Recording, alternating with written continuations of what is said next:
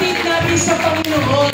At kasabi silang they want to be part of this family ng Pasita Bible Christian Fellowship. So, purihin natin ang Diyos sa buhay ng ating mga kapatid. Now, let's extend our hands para naman na tulungan sila ng Lord magpatuloy at maging ilaw din ang salimutan. Aming Diyos, salamat po sa mga kapatid namin na naririto. Matapos silang ipahayag ang kanilang pananampalataya, sumunod pa sila sa tubig bautismo. Meaning, they want to be your disciple.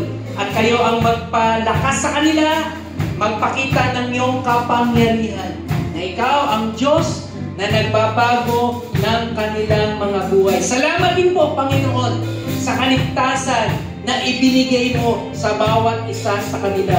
Ikaw lamang ang karapat-dapat tumanggap ng lahat ng karangalan sa pangalan ng aming Panginoong Kristo. Amen! Amen!